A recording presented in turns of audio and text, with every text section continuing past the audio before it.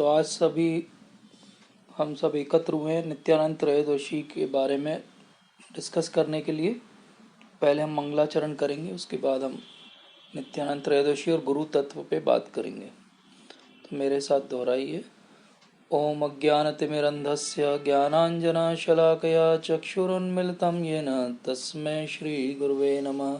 श्रीचैतन्यमनोभीष्टं स्थापितं येन भूतले स्वयं रूप कदा मह्यं ददाति स्वपदान्तिकं। वन्देऽहं श्रीगुरो श्रीयुतापदकमलं श्रीगुरून् वैष्णवांश्च। श्रीरूपं साग्रजातं सहगणरघुनाथान्वितं तं सजीवं साद्वैतं सावधूतं परिजनसहितं कृष्णचैतन्यदेवं श्रीराधाकृष्णपदां सहगणललिता श्रीविशाखान्वितांश्च। नमो विष्णुपदाय कृष्णपृष्ठाय भूतले श्रीमते भक्तिवेदान्तस्वामिनिति नामिने। नमस्ते सारस्वते देवे गौरवाणी प्रचारिणे निर्विशेष शून्यवादी पाश्चात्यदेशतारिणे। वाञ्छाकल्पतरुभ्यश्च कृपा सिन्धुभ्यैव च पतितानां पावनेभ्यो वैष्णवेभ्यो नमो नमः। हे कृष्णा करुणा सिन्धु दीनबन्धु जगत्पते गोपेश गोपिकान्त राधाकान्त नमोस्तुते। तप्त कांचन गौरांगी राधे वृंदावनेश्वरी वृषभानुसुते देवी प्रणमामि हरिप्रिये। नमो महावदन्याय कृष्ण प्रेम प्रदायते कृष्णाय कृष्ण चैतन्य नाम्ने गौरत्विषे नमः। नमो ब्रह्मदेवाय गो ब्राह्मणहिताय च जगद्हिताय कृष्णाय गोविन्दाय नमो नमः। जय श्री कृष्ण चैतन्य प्रभु नित्यानंद श्री अद्वैत गदाधर शिवासादि गौर भक्तवृंद।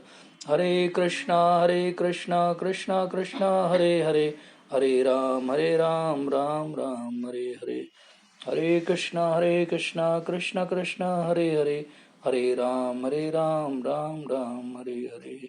हरे कृष्णा कृष्णा कृष्णा हरे हरे हरे राम राम राम हरे हरे। तो अभी हमने जो मंगलाचरण गाया उसमें एक श्लोक गाया, नमो महावदन्याय कृष्ण प्रेम प्रदायते कृष्णाय कृष्ण चैतन्य नामने गौरत्विषे नमः। तो इसका अर्थ क्या हुआ कि वो महावदन्याय अवतार जिन्होंने कृष्ण का प्रेम हम सबको दिया, वो कौन है? भगवान स्वयं आए हैं कृष्ण चैतन्य के रूप में, चैतन्य महाप्रभु के रूप में, और इन्होंने सबको फ्रीली ये बांटा। तो इसीलिए हम चैतन्य महाप्रभु को कहते हैं महावदन्याय अवतार। महान वदन्याय का अर्थ होता है कि वो बहुत कृपालु हैं। आज हम जिन व्यक्तित्व का चर्चा करेंगे वो महाप्रभु से भी ज़्यादा वदन्याय हैं, और वो हैं नित्यानंद प्रभु। तो आज हम नित्यानंद प्रभु की बात करेंगे।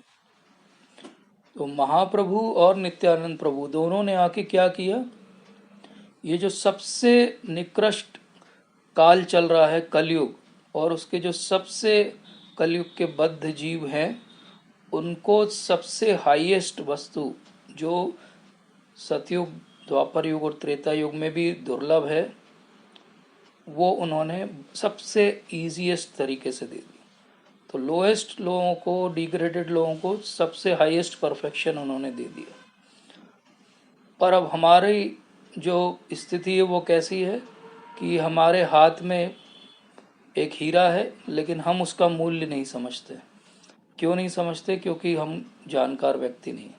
तो इसीलिए आज की जो चर्चा हम करेंगे इस सत्र में, उसको मैंने 3 भाग में विभाजित किया ताकि हम इसको समझ सकें। तो पहले भाग में हम ये समझेंगे, अभी तक हमने जो भगवत गीता के आधार पे समझा है उस आधार पे आगे बढ़ेंगे और ये समझेंगे कि हम जो कलयुगी जीव हैं वो कैसे हैं, एक्चुअली व्हाट इज कलयुग। दूसरे सेक्शन में हम समझेंगे कि गुरु का महत्व क्या है, और तीसरे सेक्शन में फिर हम समझेंगे कि नित्यानंद प्रभु कैसे हमको यहाँ से उद्धार कर सकते हैं। ये तीनों बातों को हम आज समझेंगे। ये तीनों लेवल पे बात समझेंगे तो हमें नित्यानंद प्रभु का जो वैल्यू है वो समझ में आएगा। नहीं तो नॉर्मली क्या होता है, हम जब भी मंदिर में जाते हैं, इस्कॉन मंदिर में जाते हैं, गॉड मठ के मंदिर में जाते हैं, तो वहाँ पे दो महानुभाव ऐसे हाथ ऊपर करे हुए दिखते हैं हमें। ज़्यादातर लोग उन पे ज़्यादा ध्यान ही नहीं देते। वो सबसे बीच का जो अल्टर है जहाँ पे राधा कृष्ण विराजमान है, उनकी पूजा करते हैं हम। राम सीता लक्ष्मण हनुमान को जानते हैं, उनकी पूजा करते हैं। लेकिन ये जो दो महावदन्याय अवतार हैं हाथ ऊपर करके खड़े हैं, उन पे कोई ध्यान नहीं देता। किसी किसी को तो लगता है कि इनको कोई पनिशमेंट मिला है कि हाथ ऊपर करके क्यों खड़े हुए हैं। तो ऐसा भी लड़के आते थे मंदिर में, तो मैंने सुना है ऐसा बोलते हुए। तो बेसिकली कौन है ये निमाय और निताय और इनकी क्या वैल्यू है, ये हम तब इनके महत्व को समझ पाएंगे और अच्छे से, जब हम ये समझेंगे कि हम कलयुग में जो जी रहे हैं वो कैसे जी रहे हैं। तो सबसे पहले तो मैं आप सबका साधुवाद करूंगा, आप सबको धन्यवाद करूंगा कि एक वीक डे पर होते हुए भी आपने समय निकाला इस कथा के लिए। और जैसा हमने भगवत गीता के 10वें अध्याय में 9वें श्लोक में सीखा था, मद चित्ता मद गतः प्राणा बोधयंतस परस्परम कथयंतश्च माम नित्यम तुष्यंती च रमंती च। इसका अर्थ क्या हुआ? इसका अर्थ ये हुआ कि जो भगवान को प्रेम करते हैं वो क्या करते हैं, वो उनको एक ही बात में जो है सुख मिलता है। और वो क्या सुख होता है, क्या तुष्यंती च रमंती च होता है, जब वो भगवान के बारे में चर्चा करते हैं। तो आज हम सब लोग एकत्र होकर भगवान के तत्व के बारे में और गुरु के तत्व के बारे में चर्चा करेंगे। और क्योंकि हम सब भक्ति में आगे बढ़ना चाहते हैं, तो हमारे लिए ये बात को समझना बहुत आवश्यक भी है। तो एक और श्लोक हमने भगवत गीता जब पढ़ रहे थे तब पढ़ा था 4थे अध्याय के 9वें श्लोक में, जन्म कर्म च मे दिव्यम एवं यो वेत्ति तत्वतः त्यक्त्यादेहम पुनर्जन्म नेति मामेति सो अर्जुन। तो भगवान ये कहते हैं कि मेरा जन्म और कर्म जो है दिव्य है। भगवान के जो भी अवतार हैं उन सब के कार्य जो हैं वो दिव्य हैं। अगर हम भागवतम पढ़ें तो हमें बहुत विस्तार से इस बात का ज्ञान मिलता है। और भगवान अर्जुन से क्या कह रहे हैं कि अगर कोई मेरे इस तत्व को समझ ले तो उसको पुनर्जन्म नहीं लेना पड़ेगा। तो इसी प्रकार से आज अगर हम नित्यानंद प्रभु के तत्व को भी समझ लेंगे तो हमें अगला जन्म नहीं लेना पड़ेगा। लेकिन फिर हमने ये भी पढ़ा था 4थे ही अध्याय में भगवत गीता के कि ये यथा माम प्रपद्यन्ते तांस तथैव भजाम्यहम् मम वर्ता मन अनुवर्तन्ते मनुष्य पार्थ सर्वशः। इसका अर्थ ये हुआ कि भगवान कह रहे हैं कि हर कोई जितना मुझे सरेंडर करेगा उतना मैं उसके साथ रेसिप्रोकेट करूंगा। मतलब भगवान ने क्या कह दिया, भगवान ने कह दिया कि जितना आप मेरे तत्व को समझोगे उतना मुझे सरेंडर करोगे, जितना करोगे उतना मैं आपके साथ रेसिप्रोकेट करूंगा। तो ये कैसा कार्य होगा, ये एक रूल बेस्ड कार्य हो गया, एक नियम में बंद एक कार्य हो गया कि जितना आप रेसिप्रोकेट करोगे उतना भगवान रेसिप्रोकेट करेंगे। जैसे हम फिजिक्स में पढ़ते थे, फिजिक्स में हम पढ़ते थे कि डायरेक्टली प्रोपोर्शनेट है चीज़, तो ये बढ़ेगी तो दूसरी बढ़ेगी। इसका अर्थ क्या हुआ, भगवान यहाँ पे कैसा कार्य कर रहे हैं, जज के जैसे कार्य कर रहे हैं। अगर आप उनको सरेंडर नहीं करोगे तो भगवान भी आपके बारे में बॉदर नहीं करेंगे। आप जितना परसेंटेज में उनको सरेंडर करोगे उतना भगवान आपके लिए बॉदर करेंगे। अगर हम इस बात को समझें तो अब ये बात बहुत स्पष्ट हो जाती है कि फिर तो भगवान की पूजा अर्चना करना और भगवान को सरेंडर करना हमारे लिए बहुत ही मुश्किल है। क्यों मुश्किल है? क्योंकि हम तो बिल्कुल भी सरेंडर करना ही नहीं चाहते। हमारी तो अपनी फ्रीडम है। क्यों है ये फ्रीडम? क्योंकि हम कलयुग में जन्म लिए हैं। तो कलयुग क्या होता है? बेसिकली सतयुग है। जो अच्छे लोग थे वो सतयुग से ही वापस भगवान के धाम चले गए, जो थोड़े बचे वो त्रेता युग द्वापर युग तक आए, और जो रिजेक्टेड माल था वो हम सब हैं कलयुगी लोग। और इनको समझाने के लिए भागवतम के पहले ही स्कंद में बहुत स्पष्ट पहले ही चैप्टर में बता दिया। उन्होंने बोल दिया, प्रायण अल्पायुष सभ्य कलास्मिन युगे जना मंदा सुमंद मतियो मंद भाग्य उपद्रता। इसका अर्थ क्या हुआ कि मंद सुमंद मतियो मंद भाग्य उपद्रता। एक तो मति जो है मंद है, कुंद है। कोई बात अगर शास्त्रों की समझाना चाहे तो वो व्यक्ति समझना नहीं चाहता, समझ भी ले तो उसका भाग्य इतना खराब है कि वो बहुत देर तक उसको रिटेन नहीं कर पाएगा, क्योंकि पिछले प्रारब्ध उसको आके दूसरे ही रास्ते ले जाएंगे। अगर वो सरेंडर भी करना चाहे तो उसका सरेंडर हो नहीं पाएगा कलयुग में। क्यों नहीं हो पाएगा? क्योंकि उसका भाग्य मंद है। अब आपने देखा हो कभी कि कोई किसी का भाग्य मंद हो तो तो उसकी लॉटरी भी लग जाए तो वो थोड़े दिन के बाद कंगाल हो जाता है। जैसे केबीसी में जिसने 5 करोड़ रुपए जीते थे, उसका क्या हुआ? अभी फिर वो सड़क पे आ गया। क्यों आ गया? क्योंकि भाग्य ही मंद है, आपको 5 करोड़ मिल गए लेकिन आपके काम वो नहीं आएंगे। तो मति कुंद है, भाग्य जो है मंद है, और फिर क्वारलसम है ऊपर से। अगर कोई सरेंडर भी करे तो सुने किसी की बात, लेकिन सुनना भी नहीं चाहते। नॉर्मली हम देखें तो बहुत जल्दी कलयुग में लड़ाई झगड़े हो जाते हैं। और कैसे लड़ाई झगड़े हो जाते हैं? ऐसे भी लड़ाई झगड़े हो जाते हैं कि कोई ऐसे जा रहा है, उसकी गाड़ी को खरोंच लग गई तो लोग गुस्सा हो जाते हैं, पकड़ के उसको पीटने लगते हैं। अब एक चौथा आदमी जिसका कोई लेना देना नहीं, ना उसकी गाड़ी है ना कुछ है, वो साइड से गुजर रहा है, लेकिन वो देखता है अरे मारपीट हो रही, चलो मैं भी जाके 2-4 हाथ मारा हूँ। फिर कोई पूछता है उससे, अरे आप क्यों मारा है भैया उसको? बोले सोशल सर्विस है, हम भी कुछ तो कंट्रीब्यूट करें। तो ये है कलयुग। कलयुग में आप किसी की सहायता भी करना चाहो, मैं अपना अनुभव बताता हूँ। वो ट्रैफिक लाइट पे मुझे लगता था बेचारे बच्चे हैं, कुछ उनको करना चाहिए, तो I gave 1 packet of biscuit to him. और रेड लाइट थी तो मैं देख रहा था क्या करता है। उसने मेरे सामने वो पैकेट खोला और एक एक बिस्किट जमीन पे गिरा दिया मुझे देखते हुए। मतलब पॉइंट इज कि he doesn't want my help. और कई बार हम ऐसा भी देखते हैं, ट्रेन में जा रहे हैं तो किसी ने कुछ सोच के कि अरे भूखा लग रहा है बच्चा, उसको कुछ खाने को दे दिया, और पता चला वो एक गैंग है और उसने नाटक करना चालू कर दिया, मुझे जहर दे दिया, पुलिस आ गई। तो ये कलयुग का हाल है कि कोई हेल्प भी करना चाहे तो आदमी हेल्प नहीं लेना चाहता, क्योंकि उसकी मति जो है वो कुंद है, मंद है। लेकिन भागवतम जब खत्म होने लगती है तब भागवतम में फिर वो बताते हैं कि कलिर दोष निधे राजन अस्ति एको महान गुणा। बोले कली जो है वो कैसा है? दोषों की निधि है, मतलब कि समुद्र है दोषों का।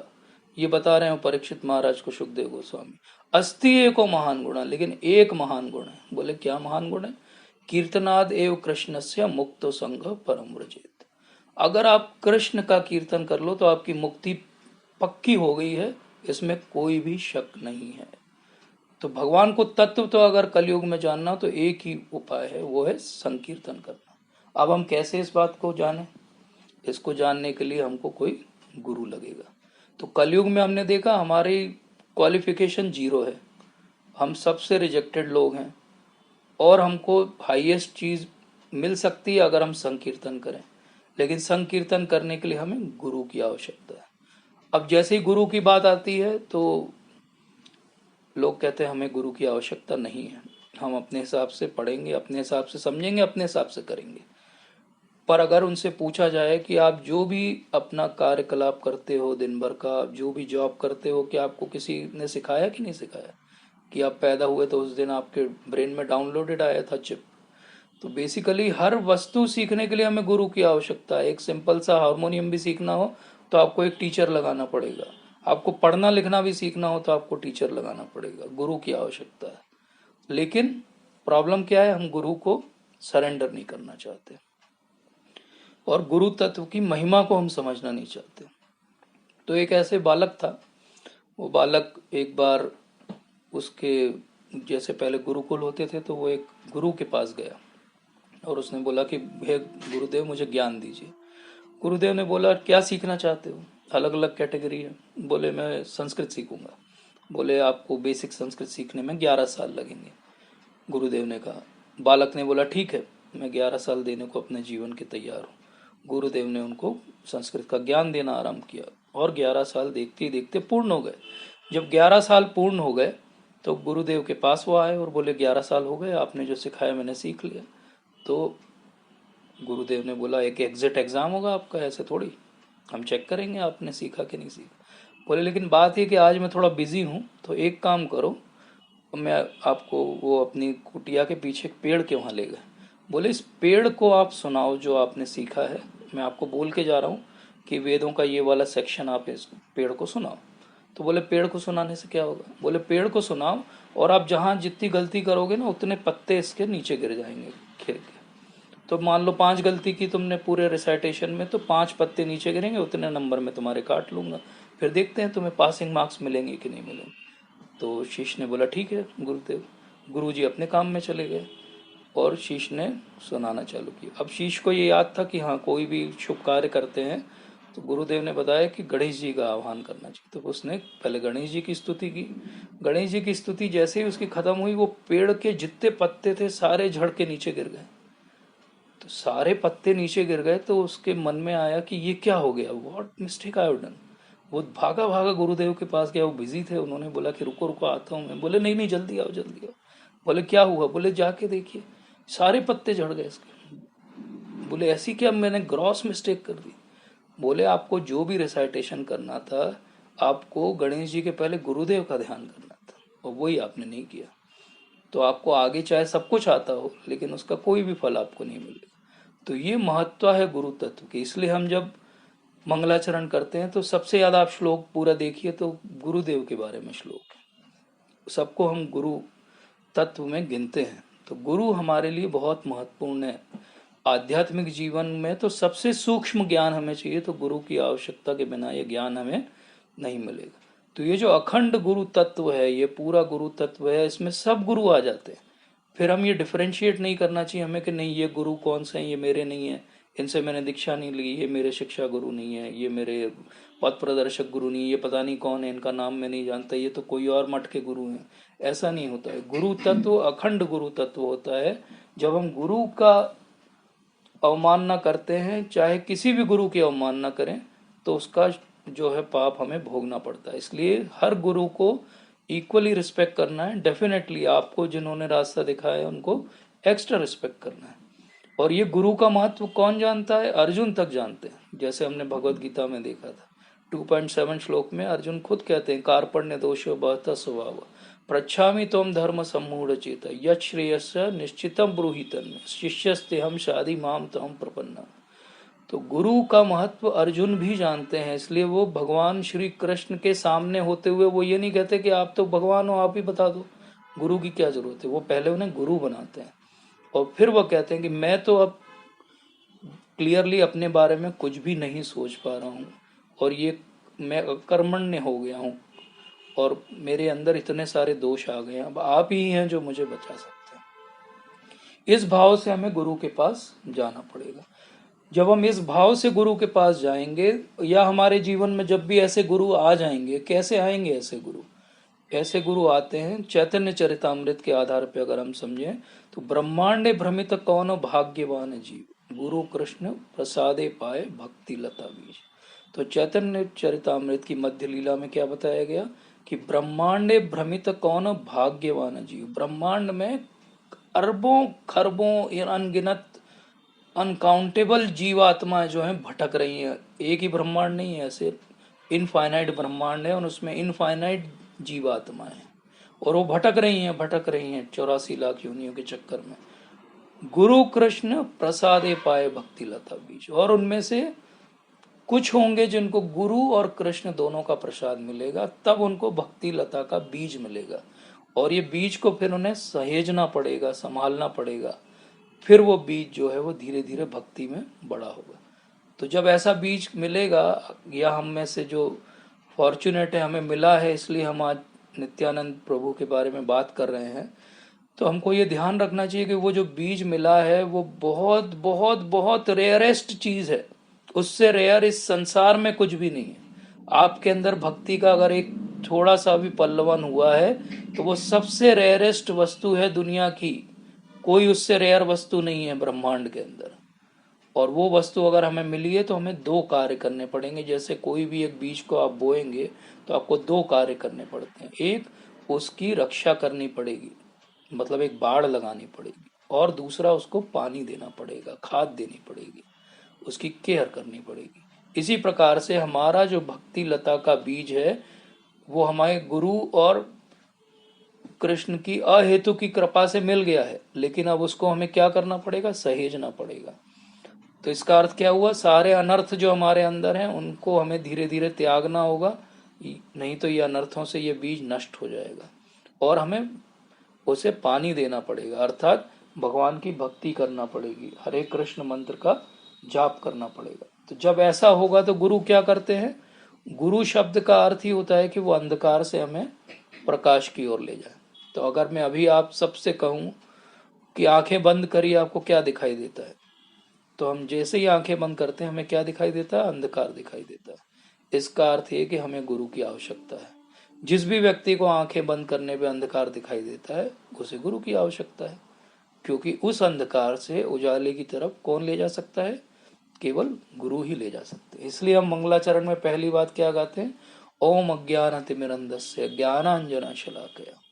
तो ज्ञान के अंजन से और मशाल से भगवान गुरु को भेजेंगे और उससे हमें आगे का ज्ञान मिलेगा, और उस गुरु के ज्ञान से ही हम भक्ति में आगे अग्रसर हो पाएंगे। अब गुरु भी किसी को भी ऐसे नहीं बना सकते, गुरु की भी क्वालिटी होगी। तो चैतन्य महाप्रभु खुद बोलते हैं कि गुरु की क्वालिटी क्या है। किवा विप्र केवा न्यासी शूद्र है कैनो नए, यही कृष्ण तत्व वेत्ता से ही गुरु है। जो कृष्ण तत्व को जानता है वो ही गुरु है। जो कृष्ण तत्व को नहीं जानता वो डेफिनेशन में नहीं आता। तो आजकल हम देखते हैं टेक्नो गुरु, हम देखते हैं बिजनेस गुरु, ये शब्द का गलत यूज है। हम ये भी एक शब्द देखते हैं स्यूडो गुरु, झूठा गुरु। प्रभुपाद से किसी ने बोला कि ये स्यूडो गुरु हैं ये सब, प्रभुपाद हंसने लगे, बोलते हैं कि गुरु कभी स्यूडो नहीं हो सकता। बोले ये मिसयूज है शब्द का। गुरु तो तत्ववेत्ता होता है, वो कभी झूठा नहीं हो सकता। तो जो झूठा है वो गुरु कैसे है? उसके लिए गुरु का शब्द ही यूज नहीं होना चाहिए। तो बिजनेस गुरु हो सकता है क्या? नहीं हो सकता। टेक्नो गुरु हो सकता है कि नहीं हो सकता? गुरु एक ही हो सकता है। कौन है? यही कृष्ण तत्व वेत्ता से ही गुरु है। जो कृष्ण तत्व का वेत्ता है वही गुरु है। तो अब ये आदि गुरु कौन है? कौन है ये जो सारे गुरुओं को ज्ञान देते हैं? और ये गुरु तत्व आता कहाँ से है? तो ये गुरु तत्व आता है बलराम जी से। भगवान शुरू में एक है और वो है भगवान स्वयं श्री कृष्ण, और वो अपना विस्तार करते हैं। तो पहला विस्तार जो वो करते हैं वो बलराम जी के रूप में करते हैं। बलराम जी में और कृष्ण में कोई भी भेद नहीं है। भेद केवल ये है कि दो चीजें प्रभुपाद ने हमें बताई। एक, उनका जो वर्ण है वो अलग अलग है। बलराम जी जो है श्वेत वर्ण के, कृष्ण जो है श्याम वर्ण के। और दूसरा, भाव का अंतर है। कृष्ण जो है वो सेवाग्राही के रूप में है और बलराम जो है वो सेवा करते हैं। तो इतना ही बस अंतर है। तो बलराम और कृष्ण में इतना ही अंतर है। और ये जो बलराम है ये क्या करते हैं आगे?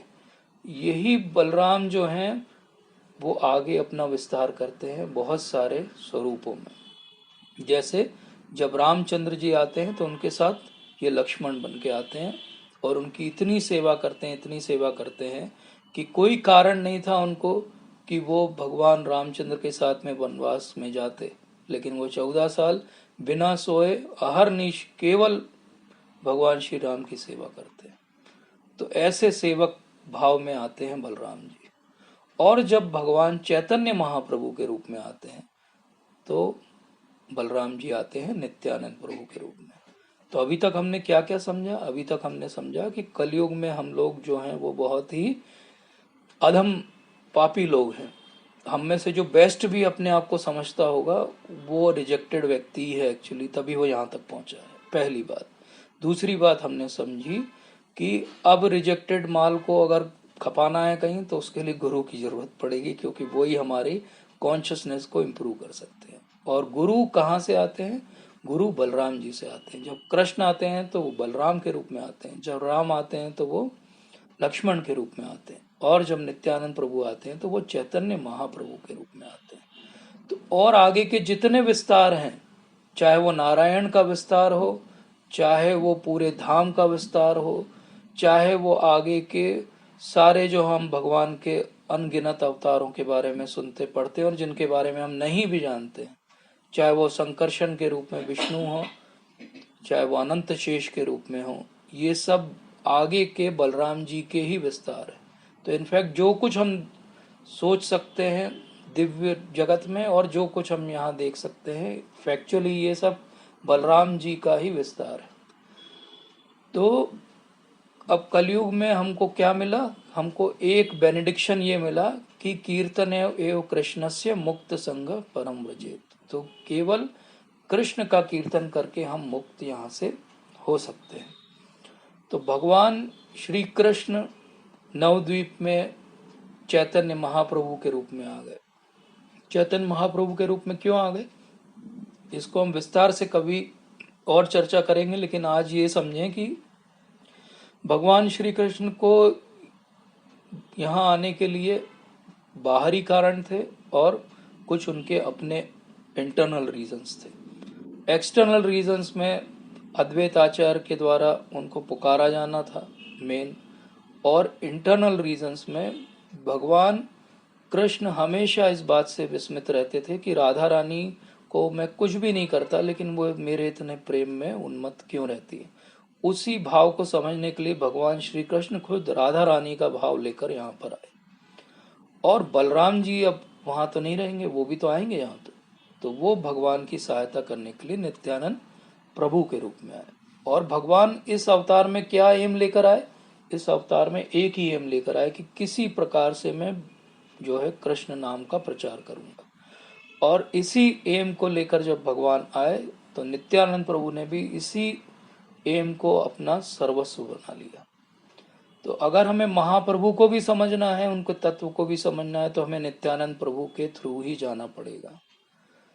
और अगर हमें नित्यानंद प्रभु को भी समझना है तो हमें उनके बारे में थोड़ा विस्तार से समझना पड़ेगा। तो आज जितना समय है उसमें मैं थोड़ा सा आपको बताऊंगा, क्योंकि ये तो अनगिनत जो है वो कथा है और इसको तो हम बहुत समय तक भी डिस्कस करते रहे तो ख़त्म नहीं होंगी।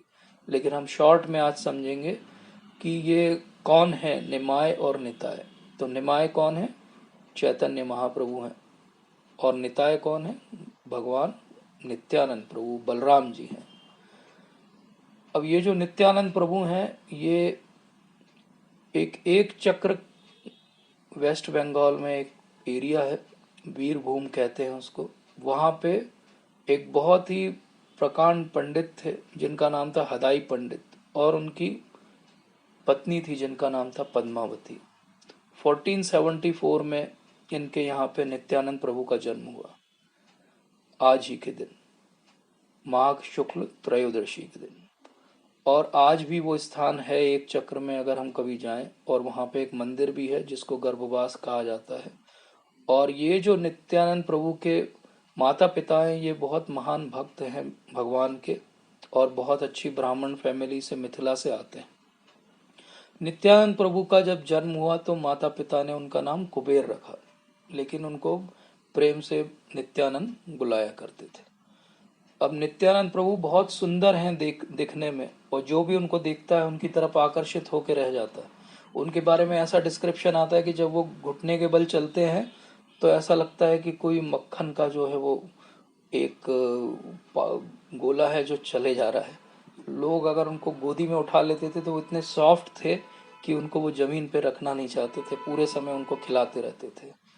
तो ऐसे महान जो है वो नित्यानंद प्रभु हैं। अगर हम चैतन्य चरितामृत पढ़ें तो उसमें बहुत विस्तार से नित्यानंद प्रभु के बारे में नहीं है, लेकिन चैतन्य भागवत की आदि लीला में और चैतन्य मंगल में नित्यानंद प्रभु के बारे में हमें मिलता है। हम वहीं से कुछ कथा को समझेंगे। तो जब नित्यानंद प्रभु थोड़े बड़े हुए तो उनको एक पाठशाला में भर्ती करा दिया गया, और पाठशाला में वो बहुत प्रकांड थे, बहुत जल्दी सब कुछ उन्होंने सीख लिया। और साथ साथ में खाली समय में वो अपने जो सहपाठी थे उनके साथ में तरह तरह के जो है वो खेल किया करते थे। पर उनके खेल का भाव एक ही रहता था कि जो हमारे शास्त्रों के अंदर अलग अलग कथाएं हैं उनको वो नाटक किया करते थे।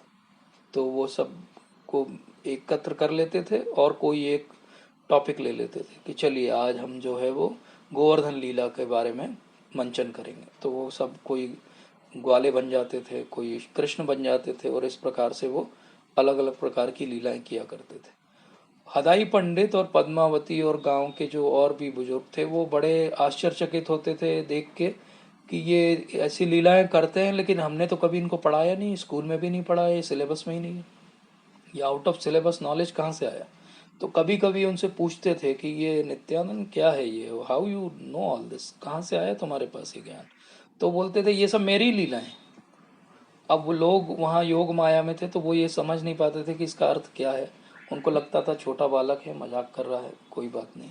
तो एक बार ऐसे ही वो लीला खेल करते हुए लक्ष्मण का उन्होंने रोल किया, और मेघनाथ के अस्त्र से उन्होंने मूर्छित होने का जो है स्वांग किया।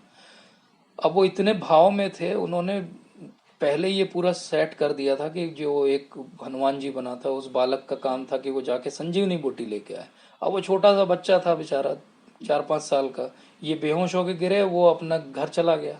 अब ये बेहोश होके भाव में गिरे हुए हैं, अब उठ ही नहीं रहे, लोग उठा रहे हैं, वो उठ ही नहीं रहे। उनको तो तब उठना है जब कोई संजीवनी बूटी लेके आएगा, वो संजीवनी बूटी लेने वाला तो घर जाके खाना खा रहा है, अब क्या करें। तो लोगों ने इनकी पल्स देखी, वो पल्स बहुत वीक चल रही है, बोले बेहोश हो गया, ये क्या हो गया इसको। तब वो किसी एक बालक को याद आया, अरे वो उन्होंने बोला था वो संजीवनी बूटी लाने के लिए। बोले अरे चलो चलो, कहाँ गया वो लड़का। उसको ढूंढ ढांड के बुलाया गया, वो भाग के गया, उन्होंने जो पेड़ बताया था वहाँ के पत्ते तोड़ के उनके लिए लेके आया, और जब वो पत्ते उनको सुंघाए गए तो वो एकदम से बाहरी चेतना में आ गए। तो ऐसे वो भाव से बिल्कुल स्वांग करते थे कि लोगों को लगता था कि ये सच में जो है वहीं पे वो हो रहा है। ऐसे 12 वर्ष बीत गए ये सब विभिन्न प्रकार की खेल लीलाएं करते हुए। और हदाई पंडित बहुत ही ज्ञानी व्यक्ति थे, उनके यहाँ बहुत सारे अलग अलग जो है वो साधु संत आया करते थे और उनकी बहुत अच्छी वो सेवा किया करते थे। तो एक बार ट्रैवल करते करते एक सन्यासी उनके यहाँ पे आए जो बहुत ही तेज था जिनके मुख पे, और लगता था कि ये बहुत महान संत हैं। उनकी बहुत अच्छे से 3-4 दिन हदाई पंडित ने सेवा की। जब 3-4 दिन उन्होंने सेवा की तो एक बार हदाई पंडित को उन्होंने बुला के एकांत में बोला कि मैं तुमसे कुछ दक्षिणा चाहता हूँ। हदाई पंडित ने कहा कि मैं तो खुद बहुत गरीब हूँ, भिक्षा से मेरा गुजारा चलता है, पंडित का कार्य में जितना मिलता है उससे मेरा परिवार चलता है, लेकिन आप जो बोलेंगे मैं आपको दूंगा। तो फिर उन्होंने कहा कि नहीं, मैं जो तुमसे मांगना चाहता हूँ वो बहुत प्रीशियस है, तुम्हारा बहुत लगाव है उससे, क्या तुम मुझे दोगे। तो उन्होंने बोला कि हाँ हाँ, आप जो बोलेंगे मैं देने के लिए तैयार हूँ। ये उस समय का कस्टम कल्चर हुआ करता था कि अगर किसी ने संत ने कह दिया तो उसकी बात को कोई टालता नहीं था। जैसे हम देखते हैं कि रामायण के समय विश्वामित्र मुनि आके बोलते हैं कि मैं राम और लक्ष्मण को ले जाना चाहता हूँ। दशरथ बहुत प्रयास करते हैं लेकिन वशिष्ठ जब उन्हें समझाते हैं तो वो अलाउ कर देते हैं। यही हालत यहाँ पे हदाई पंडित की थी। हदाई पंडित को ये समझ में आ गया कि अगर मैं नहीं दूंगा, तो उन्होंने शास्त्रों में पढ़ा हुआ था कि हो सकता है कोई श्राप दे दे मुझे, और अगर मैं दे दूंगा तो क्या है वस्तु पता नहीं क्या है, तो वो फिर हाँ बोल देते हैं। तो वो कहते हैं कि मुझे आपका ये जो पुत्र, सबसे बड़ा पुत्र है, इसको मुझे अपने साथ ले जाना है, मेरा सेवक बन के रहेगा ये। तो हदाई पंडित पहले बहुत दुखी होते हैं लेकिन फाइनली वो एग्री हो जाते हैं, पर वो कहते हैं कि मुझे अपनी पत्नी से एक बार पूछना पड़ेगा।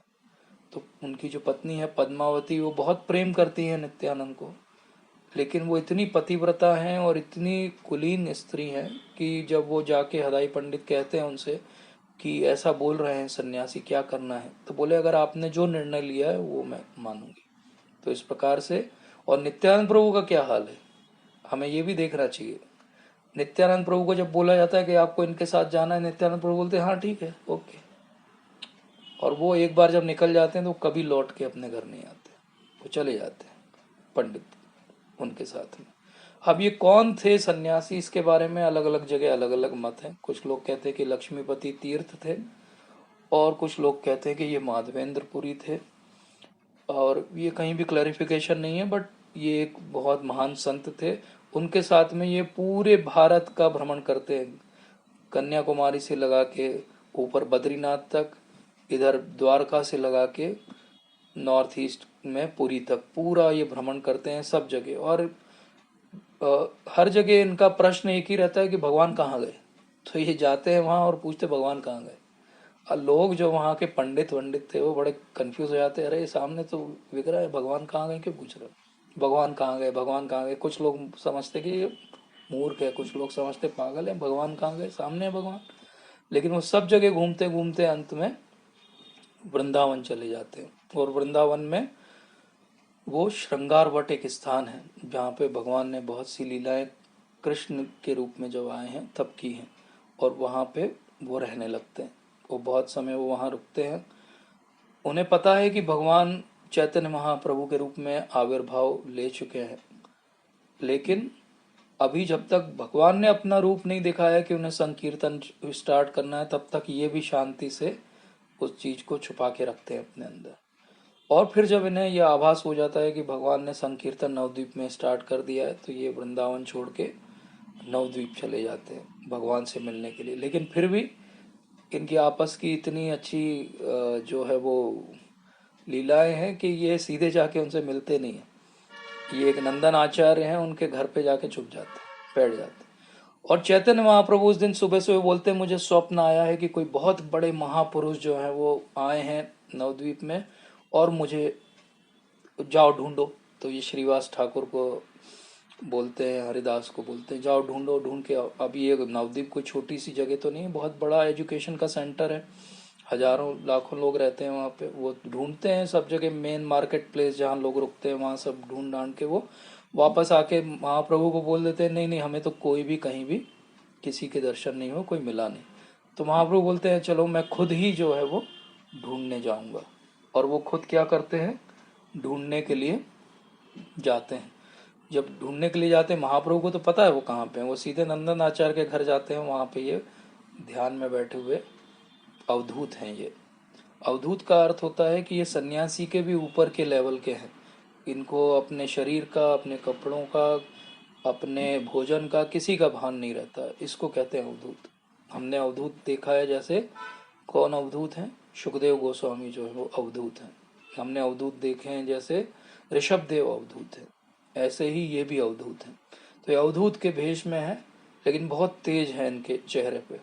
और नित्यानंद प्रभु को जब चैतन्य महाप्रभु देखते हैं, तो वो डिस्क्रिप्शन है चैतन्य मंगल के अंदर कि जैसे एक हजारों सूर्य एक तरफ से उदित हो और एक तरफ से हजारों चंद्रमा जब उदित हो जाएं और दोनों का मिलन हो, तो कैसा दृश्य होगा, ऐसा दृश्य है वो। और जब वो एक दूसरे को देखते हैं तो एकदम भाव में आ जाते हैं। लेकिन नित्यानंद प्रभु फिर भी बहुत ज़्यादा रिएक्ट नहीं कर रहे हैं, वो ऐसे बैठे हुए। तो चैतन्य महाप्रभु जानते हैं कि ये ऐसा क्यों है।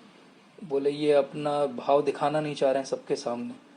तो वो श्रीवास ठाकुर को थोड़ा सा इशारा करते। श्रीवास ठाकुर जो वेणु गीत की प्रेयर्स हैं भागवतम की, वो वेणु गीत की प्रेयर्स गाना चालू करते हैं। और जब वेणु गीत की प्रेयर्स गाते हैं वो, और फिर वो नित्यानंद प्रभु भाव में आ जाते हैं और वो एकदम से पहले मूर्छित हो जाते हैं, फिर उनमें अष्ट सात्विक विकार आने लगते हैं।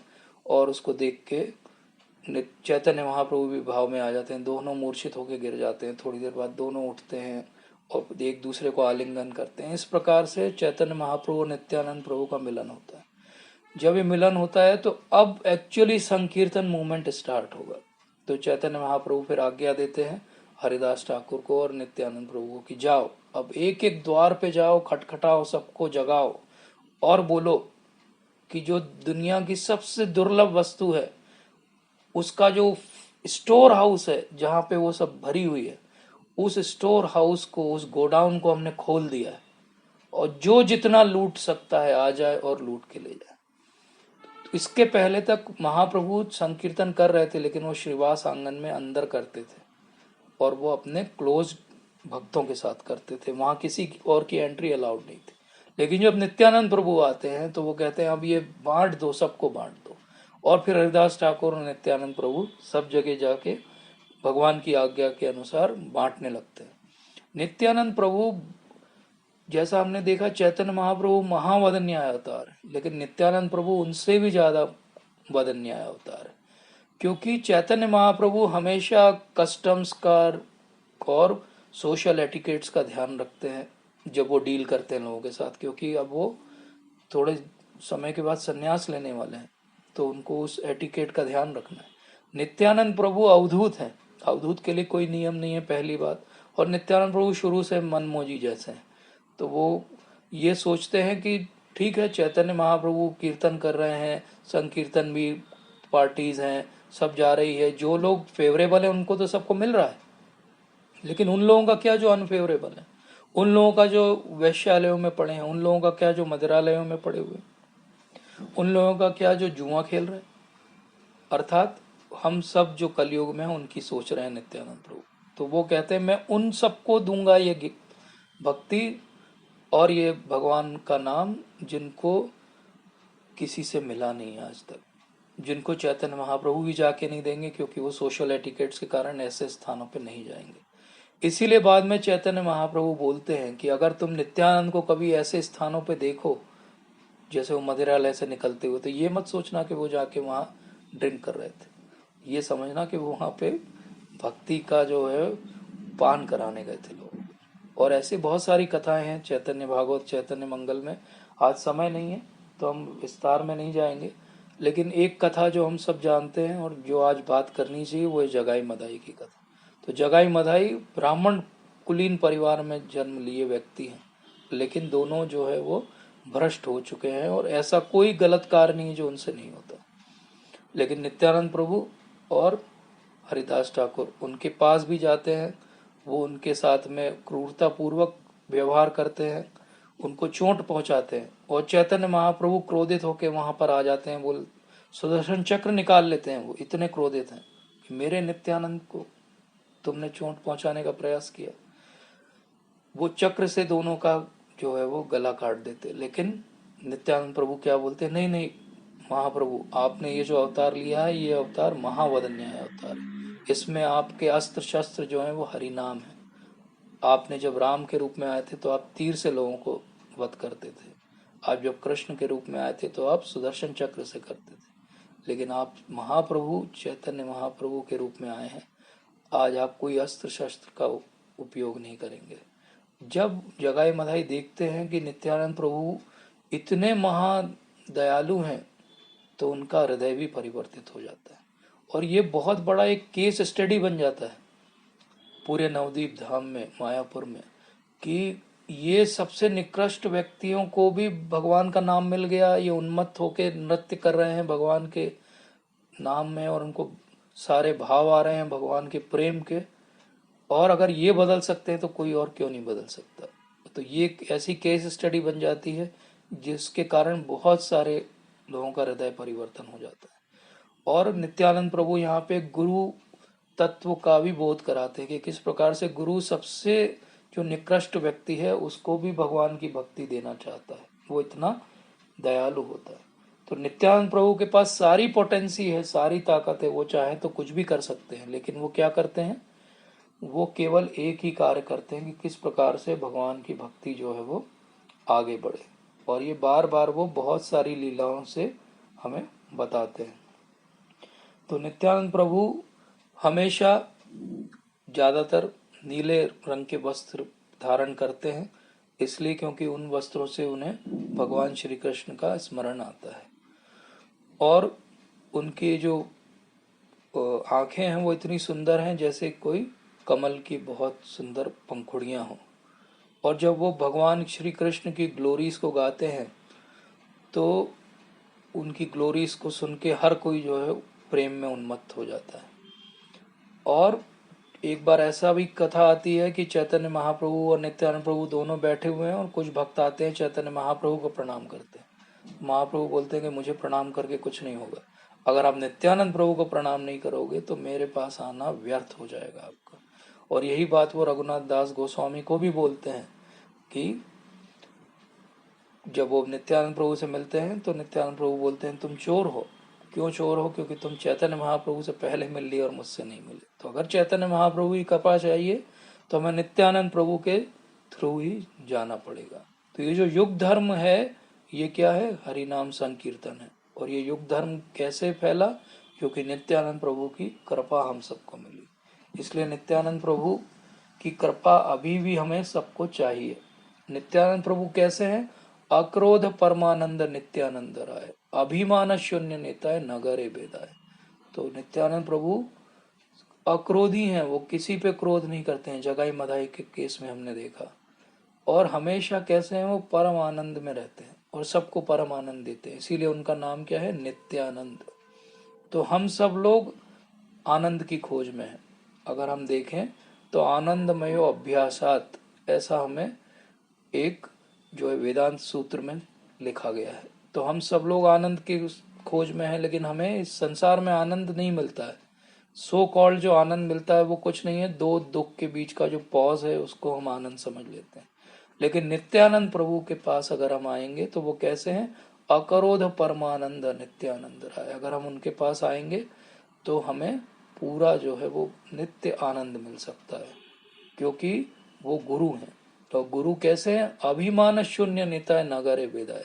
तो बिना किसी अभिमान के, सारा अभिमान अपना शून्य करके, वो कौन है सोचिए, वो हैं जिनसे सारा जगत बनता है, वो हैं जिनसे सारे अवतार आते हैं, और वो सबके घर जा जा के क्या कर रहे हैं? एक एक को प्रणाम कर रहे हैं और कह रहे हैं कि किसी प्रकार से जो है वो भगवान का नाम आप लीजिए। अधम पतित जीवे द्वारे द्वारे गिय, हरि नाम महामंत्र देन बिलाई। तो अधम पतित लोगों के घर घर जाकर वो खटखटा रहे हैं और कह रहे हैं कि किसी प्रकार से हरि नाम ले लो, किसी प्रकार से हरि नाम ले लो। जारे देखे तारे कहे दंते तृण धौरी, हमारे के निया लोहो भजो गौर हरि। तो जिसको देख रहे हैं, जिसके दर्शन वो कर रहे हैं, उसको कह रहे हैं, दांत के बीच में तृण रख के कह रहे हैं, जैसे कि कोई अपने आप को तुच्छ समझ के वो कह रहे हैं कि केवल मेरे लिए एक बार भगवान का नाम ले लो। एता बोली नित्यानंद भूमि गड़ी जाए, सोनारा पर्वत जेना धूला ते लुटाए। ऐसा बोल के नित्यानंद प्रभु भूमि पे गिर जाते हैं, जैसे कोई सोने का पर्वत जो है वो धूल में लौटने लगा हो, और लौट लौट के वो प्रणाम कर करके सबको कह रहे हैं बस एक बार हरि का नाम ले लो। इसीलिए लोचन दास ठाकुर क्या कहते हैं, है न अवतार जार रति न जन्मी लो, लोचन बोले से ही पापी एलो और गेलो। लोचन दास ठाकुर कहते हैं कि अगर इस अवतार से भी अगर आपकी प्रीति नहीं जागृत होती है तो आप केवल संसार में आए और चले गए, आपका आना जाना व्यर्थ हो गया। इसलिए हम प्रयास करें कि हमारी रति नित्यानंद प्रभु से जागे, हमारी रति चैतन्य महाप्रभु से जागे, तभी हमारा उद्धार इस समय हो सकता है। इस प्रकार से नित्यानंद प्रभु ने आगे बहुत सारी लीलाएं की। बाद में चैतन्य महाप्रभु के कहने पर वो बंगाल में चले गए और वहां पे अपना अवधूत जो स्टेटस था उसको उन्होंने त्याग दिया, और फिर वो गृहस्थ बन गए, क्योंकि महाप्रभु ने उन्हें आदेश दिया था। और गृहस्थ बन के वो ऐसे सारे स्थानों पे जाके प्रीचिंग कर सकते थे जहां पे अवधूत के रूप में वो नहीं जा सकते थे, या जहां पे महाप्रभु सन्यासी के रूप में नहीं जा सकते। तो अगर उन्होंने हाउस होल्डर लाइफ, गृहस्थ लाइफ ली भी तो केवल इसलिए ली कि वो प्रचार अच्छे से कर सके, और अपने प्रचार कार्य में इतने वो सक्सेसफुल हुए कि उस समय लगभग पूरा बंगाल उन्होंने वैष्णविज्म से ओतप्रोत कर दिया। बड़े बड़े जमींदार राजा जो है वैष्णव धर्म के पालक बन गए। और नित्यानंद प्रभु के बहुत ही सुंदर एक पुत्र हुए जिनका नाम था वीर चंद्र, और उनकी एक पुत्री हुई गंगा देवी। और ये वीर चंद्र आगे बहुत बड़े भगवान के भक्त बने।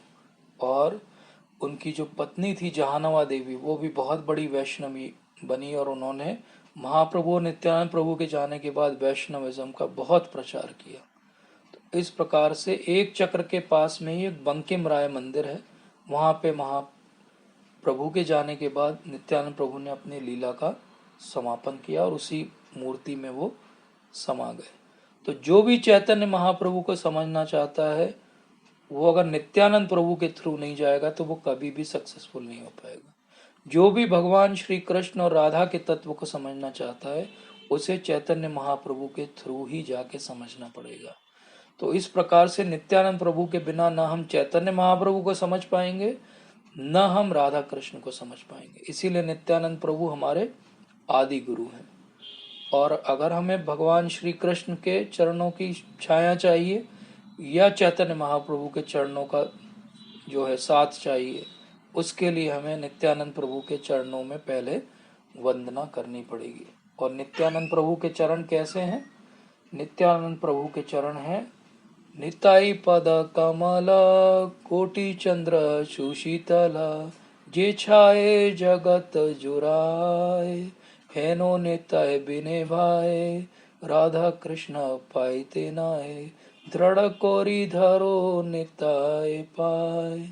निताई के जो पद है, कमल हैं, वो कैसे हैं? जैसे कोटि कोटि चंद्र जैसे सुशीतल हैं, बहुत ही शीतल हैं। और अगर इनसे हम अपना जुड़ाव बना लें तो हम राधा कृष्ण को पा सकते हैं, और अगर ऐसा न करें तो हमारे जन्म जो है वो व्यर्थ चला गया। तो इसलिए अहंकार को त्यागना पड़ेगा, नित्यानंद प्रभु की गुरु की शरण लेनी पड़ेगी।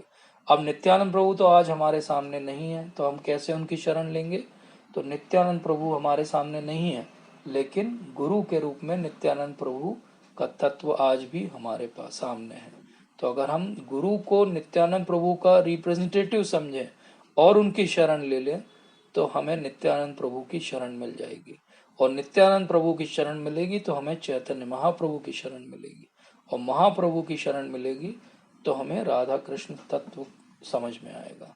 तो जहां से हमने बात चालू की थी हम वहीं कंक्लूड करेंगे कि हमने समझा था कि भगवान कहते हैं ये यथा माम प्रपद्यन्ते तांस तथैव भजाम्यहम्, अर्थात जो जितना मेरे सामने सरेंडर करेगा उतना मैं उसे रेसिप्रोकेट करूंगा। लेकिन फिर महाप्रभु आए जो महावदन्याय अवतार है, उन्होंने बोला नहीं, ये जज करने की आवश्यकता नहीं है, हम योग्यता अयोग्यता आप देख ही नहीं रहे हैं, जो भी आएगा वो पास है। जैसे कि कोई एग्जाम का सेंटर हो तो पहले उसमें नियम हो कि आप इतनी बजे पहुंचेंगे, 3 घंटे आप पेपर लिखेंगे, फिर आपको 50% मार्क्स मिलेंगे, फिर आप पास होंगे। लेकिन फिर अगर नियम एकदम से बदल दिया जाए कि आज जो जो सेंटर पे आ जाए उसको पास कर देंगे, फिर उसके बाद नियम ये बदल दिया जाए कि नहीं, घर पे ही रहो, कोशिश बस कर दो, हमको एक फ़ोन कर दो, हम एग्ज़ाम देना चाहते हैं, हम आपको डिग्री दे देंगे। तो ये ऐसा ही महाप्रभु ने किया, क्योंकि वो जानते थे कि कलयुगी जीव जो है वो इसके अलावा किसी भी प्रकार से इनका उद्धार नहीं हो पाएगा। तो भगवान श्री कृष्ण जो लीला अवतार थे वही चैतन्य महाप्रभु के रूप में प्रेम अवतार महावदन्याय अवतार के रूप में आए, और इन प्रेम अवतार और महावदन्याय अवतार से भी महावदन्याय जो है वो नित्यानंद प्रभु हैं। तो आज का सारांश ये है कि हम सब जीव तत्व हैं और हमें गुरु तत्व को शरणागत होना पड़ेगा। जब हम गुरु तत्व को शरणागत होंगे तो शक्ति तत्व की सहायता से हम विष्णु तत्व को समझ पाएंगे। तो मैंने 4 तत्वों की बात की। हम सब जीव तत्व हैं, हमें गुरु तत्व की सहायता लगेगी अर्थात नित्यानंद प्रभु की सहायता लगेगी, जिससे हम शक्ति तत्व की हेल्प से अर्थात राधा रानी की हेल्प से विष्णु तत्व अर्थात भगवान श्री कृष्ण को समझ पाएंगे। और अगर हम ऐसा नहीं करेंगे तो हम जीव तत्व हैं, जैसे हम इस प्रकृति में स्ट्रगल कर रहे हैं ऐसे ही करते रहेंगे। अब हमें अपनी चॉइस ढूंढनी है कि हम क्या करना चाहते हैं। तो इसीलिए हम महाप्रभु से ये प्रे करते हैं, नमो महावदन्याय कृष्ण प्रेम प्रदायते कृष्णाय कृष्ण चैतन्य नामने गौरत विषय नमः। तो अगर हम महाप्रभु के शरणागत होंगे तो हमारा उद्धार हो सकता है। और महाप्रभु की शरणागत हम कैसे होंगे, उसका उपाय क्या है? उसका उपाय है इति षोडक्षानम कली कलमश नाशनम नतः परतरोपयात सर्व वेदेशु दृश्येत। अर्थात ये जो 16 शब्द का जो मंत्र है, ये मंत्र कलयुग के सारे कंटामिनेशंस को खत्म कर सकता है, और कलयुग में और कोई उपाय हमारे पास नहीं है। तो ये 16 अक्षरी जो मंत्र है, हरे कृष्ण कृष्ण कृष्ण हरे हरे, हरे राम राम राम हरे हरे। अगर हम ये 16 अक्षर के मंत्र को याद करें, इसका जप करें और गुरु के सानिध्य में जाएं, तो हम कलयुग के इस प्रभाव से और हमारे पुराने सारे प्रपंचों से बाहर निकल सकते हैं। आप सभी का बहुत बहुत धन्यवाद।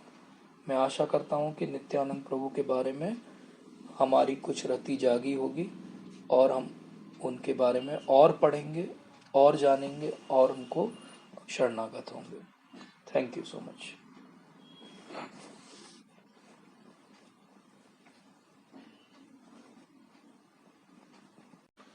किसी का कोई प्रश्न है तो पूछ सकते हैं।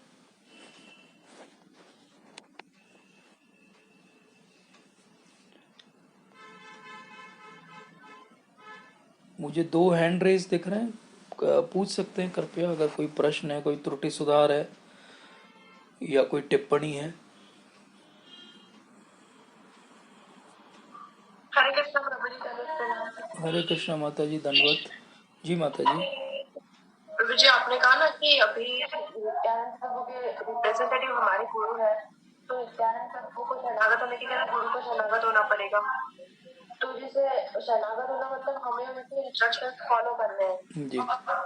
तो तो जैसे गुरु महाराज हमारे कहते हैं कि हमें अटेंटिवली चैंटिंग करनी चाहिए, जी लेकिन कई बार ना कुछ टाइम पीरियड ऐसा होता है कि हम मटेरियलिस्टिक चीजों में इतना इंडल्ज हो जाते हैं जी कि या तो हम मतलब फॉर सेक ओनली चैंटिंग कर लेते हैं, या तो फिर टाइम होते भी कभी कभी ना ऐसा सोचते हैं कि ठीक है जब हम ट्रैवल कर लेंगे तब थोड़ी चैंटिंग कर लेंगे, तो वो इतनी क्वालिटेटिवली हो नहीं पाती है।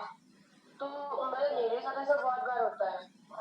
तो हम क्या कर सकते हैं कि हमें मतलब इसमें हम अपने चरण प्रभु का मर्सी हम और कैसे ले सकते हैं कि हमारा ये चीज जो है वो हम इम्प्रूव कर सकें। जी, बहुत अच्छा प्रश्न है माता जी। और हम लोग बहुत फॉर्चुनेट थे कि अभी हम गुरु महाराज के दर्शन के लिए गए थे, और महाराज का मीरा रोड मंदिर में बहुत सुंदर प्रवचन था हरि नाम के ऊपर। और वहाँ पर भी ये प्रश्न उठा था, और महाराज से पूछा गया था कि कैसे हम अपनी क्वालिटी इम्प्रूव कर सकते हैं। जब हम महाराज से व्यक्तिगत रूप से मिले तब भी हमने महाराज से पूछा कि आपकी क्या अपेक्षा है एक शिष्य से, और दोनों जो उत्तर उन्होंने दिए मैं वही अक्षर से आपसे शेयर कर रहा हूँ। तो पहले एस्पेक्ट में महाराज ने ये कहा कि एक्चुअली जो प्रोसेस है वही आपका इम्प्रूवमेंट का भी प्रोसेस है। अर्थात अगर हमें चैंटिंग में रुचि नहीं है तो हम चैंटिंग ही करते करते उस रुचि को आगे बढ़ा सकते हैं और रुचि को बना सकते हैं।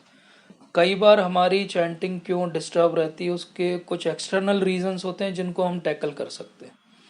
तो ये एक्सटर्नल रीजंस क्या क्या हो सकते हैं, जैसे पर्याप्त अगर किसी को जो है वो रात्रि की नींद न मिली हो, अगर किसी ने रात में बहुत गरिष्ठ भोजन किया हो, अगर पर्याप्त पानी नहीं पिया हो, तो ये एक्सटर्नल रीजंस हैं जिसके कारण आपका कंसंट्रेशन उतना नहीं बनता। कभी कभी ये होता है कि वो सब चीज़ें ठीक है लेकिन मेंटली साइकोलॉजिकली आप किसी कारण से डिस्टर्ब्ड हो, तो अगर ऐसा कुछ है तो उस चीज़ को सॉल्व करके फिर हमें आगे बढ़ना चाहिए। कभी कभी ऐसा भी होता है कि हम चैंटिंग कर रहे हैं हमें नींद आती है, तो इसका सोल्यूशन क्या है। तो एक प्रभु जी में बहुत अच्छा बोलते हैं कि कोई बात नहीं, आप एक अलार्म लगाओ 20 मिनट के बाद का, आप माला झोली को अलग रखो, बीट बैग को, 20 मिनट सो जाओ, जागो, फ्रेश हो और फिर चैंटिंग करो, क्योंकि वो नींद में की हुई आधी अधूरी चैंटिंग का कोई भी हल नहीं है, उससे कुछ भी नहीं मिलने वाला। उससे वो poor chanting leads to more poor chanting. जैसे हम जब 10 नाम अपराध पढ़ते हैं तो 10 नाम अपराध के लास्ट में हम हमेशा बोलते हैं कि इनअटेंटिव चैंटिंग जड़ है सारे नाम अपराध की। तो अटेंटिव चैंटिंग तो हमें करनी पड़ेगी।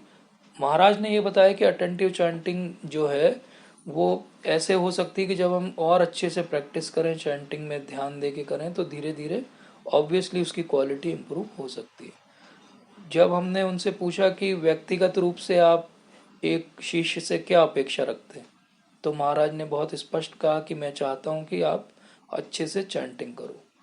तो इसलिए नाम जप ही महाराज का सबसे मेन जो है वो एस्पेक्ट है जिस पे वो जोर देते हैं। और इवन श्रील प्रभुपाद भी ऐसा ही कहते हैं, हमारे बाकी गुरुवर्य भी ऐसा ही कहते हैं, इसलिए ऑब्वियसली हमें प्रयास करते रहना चाहिए। और एक और बात महाराज ने कही कि एसोसिएशन से आप अपनी चैंटिंग को इम्प्रूव कर सकते हो। तो आजकल जूम पे ग्रुप चैंटिंग करते हैं लोग, अगर आप फिजिकली नहीं जा सकते हो तो that can be one aspect which we can try. कभी कभी हम एक या दो माला के लिए हम शिला प्रभुपाद का या गुरु महाराज का चैंटिंग का ऑडियो चला के उनके साथ में भी चैंटिंग कर सकते हैं, but that should be our extra round. और एक इम्प्रूवमेंट का तरीका, एक बहुत अच्छी पुस्तक है, एक शिला प्रभुपाद के शिष्य हैं उन्होंने लिखी, तो उसके अंदर वो ये कहते हैं कि जो हम हर बार चैंटिंग के पहले हम चैतन्य महाप्रभु को, नित्यानंद प्रभु को, सबको प्रे करते हैं, तो वो प्रेयर हमारी और इंटेंस होना चाहिए। अगर वो हमारी प्रेयर इंटेंस होगी तो हमारी चैंटिंग इम्प्रूव हो सकती है। बाकी इसके अलावा बहुत सारी सत्स्वरूप महाराज ने बहुत अच्छी पुस्तक लिखी है, महानिधि स्वामी महाराज ने पुस्तक लिखी, उनको पढ़ सकते हैं चैंटिंग इम्प्रूव करने के लिए। सचिनंदन स्वामी महाराज ने बहुत अच्छी 2 पुस्तकें लिखी है, उनको पढ़ सकते हैं। तो ये सब हम पढ़ेंगे तो हमारी क्वालिटी इम्प्रूव हो सकती है। ठीक है माता जी।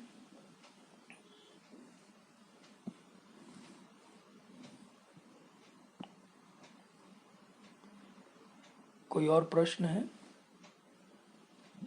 धन्यवाद प्रभु जी। धन्यवाद जय प्रभु श्री जी। कृष्ण। जय श्री कृष्ण हरे कृष्ण।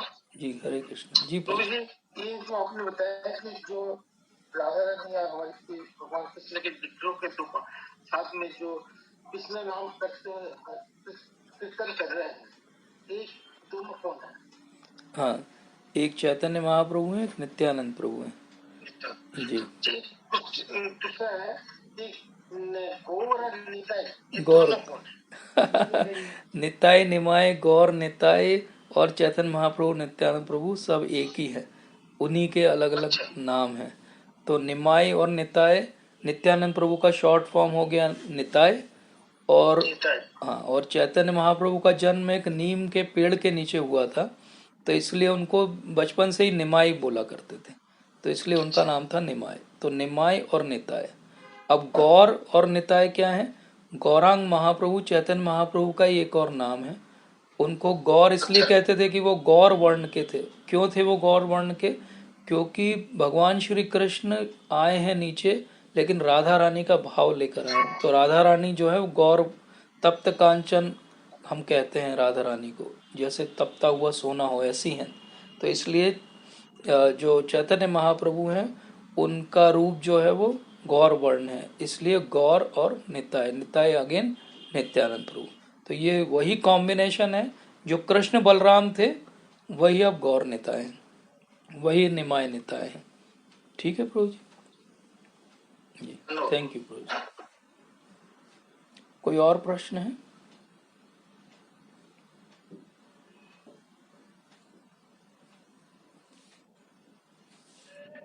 हरे कृष्ण प्रभु। हाँ, हरे कृष्ण प्रभु जी। धन्यवाद प्रभु जी। धन्यवाद थैंक यू प्रभु। For inspiring me to speak. ये सारी जो क्लास हो रही है प्रभु जी के कारण हो रही है।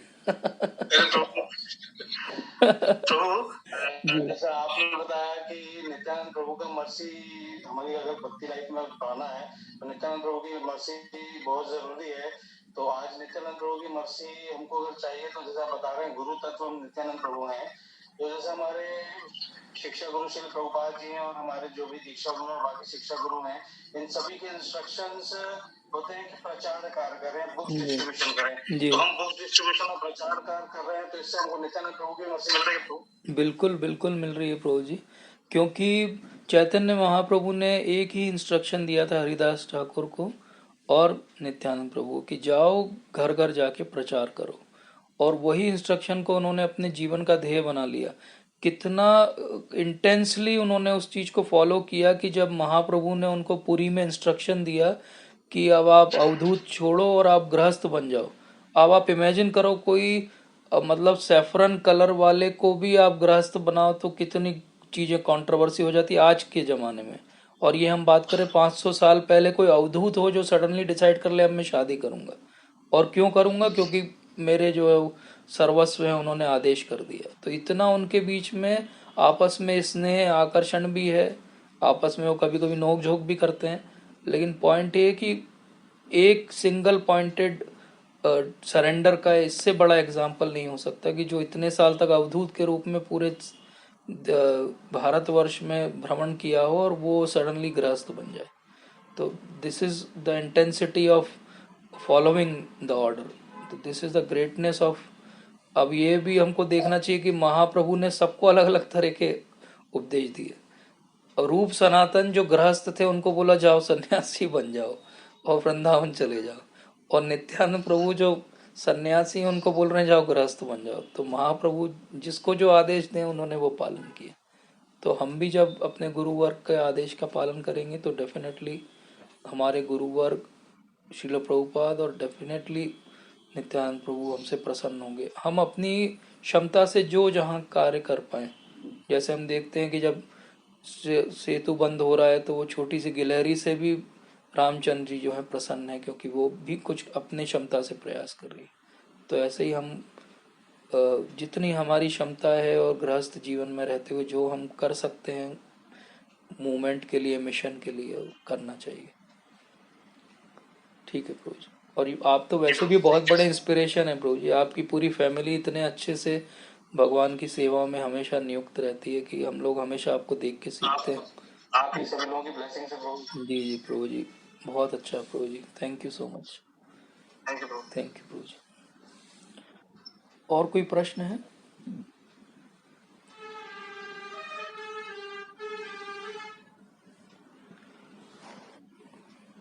हरे कृष्ण प्रभु जी। हरे कृष्ण माता जी, दंडवत प्रणाम।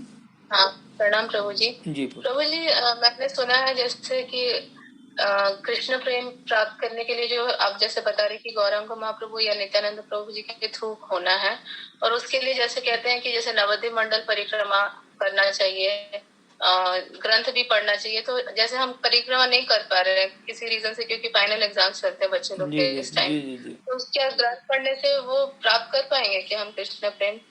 बिल्कुल माता जी, कर पाएंगे। और इसमें कोई भी जो है वो डाउट नहीं है, क्योंकि बहुत सारे हमारे श्रील प्रभुपाद के शिष्यगण हैं। और वो मैं कुछ लोगों को जानता भी हूँ जो बहुत ही प्रयास करके जीवन काल में एक बार वृंदावन या मायापुर आ पाए। लेकिन अगर हम उनका पूरा जीवन देखें और किस तरह से उन्होंने अपना शरीर त्यागा वो देखें, तो इसमें कोई भी जो है वो डाउट नहीं रह जाता, कोई संदेह नहीं रह जाता, क्योंकि उनको महाप्रभु की और शिल प्रभुपाद की कृपा मिली है। तो हम मानसिक रूप से भी सारे स्थानों की जो है वो परिक्रमा कर सकते हैं। बहुत सुंदर अब तो पुस्तकें हैं जिनमें हम एक एक चैप्टर रोज पढ़ें तो वो परिक्रमा हो जाती है। व्रजमंडल परिक्रमा की बहुत सुंदर पुस्तक है जो लोकनाथ महाराज ने लिखी है। इसी प्रकार से भक्ति पुरुषोत्तम महाराज की बहुत सुंदर पुस्तक है जो उन्होंने नवदीप धाम की परिक्रमा के बारे में लिखी है। तो हम उन पुस्तकों के द्वारा भी मानसिक रूप से कर सकते हैं। आजकल वीडियोस भी अपलोड होते हैं, उनके थ्रू भी कर सकते हैं। और जहाँ जब पॉसिबल हो फिजिकली भी कर सकते हैं। तो डेफिनेटली अगर हमारे अंदर इच्छा है तो भगवान किसी प्रकार से उसकी पूर्ति जरूर करेंगे। ठीक है माता जी। जी प्रभु जी। जी प्रभु जी, एक और चीज जी पूछना था कि जी। विश्वम्भर और नित्यानंद प्रभु जी सेम है क्या? नहीं मतलब है, नहीं है। ये मुझे भी शुरू में मैंने जब पढ़ा तो मुझे भी इनिशियली कुछ साल पहले ये डाउट रहता था और मुझे लगता था कि ये शायद यही घूम के आ गए होंगे। बट ऐसा कहीं भी नहीं है। और फिर इनके पेरेंटेज के बारे में तो बहुत क्लियर लिखा हुआ है सब जगह, there is no doubt about it. और एक और बात, आज ही मैं सुबह सोच रहा था, आपने ये जो प्रश्न पूछा तो मुझे ये क्लिक किया कि महाप्रभु जब साउथ इंडिया यात्रा जाते हैं तो वो कहते हैं कि मैं अपने लॉस्ट ब्रदर को ढूंढने के लिए जा रहा हूँ। और चैतन्य भागवत के अंदर ये वर्णन है कि वो जब साउथ इंडिया यात्रा में पंढरपुर के पास में पहुंचते हैं तो उन्हें कोई इन्फॉर्म करता है कि his brother is no more. तो definitely these two are different entities. ठीक है माता जी। परम करुणा पाउदुए क्या ना नित्य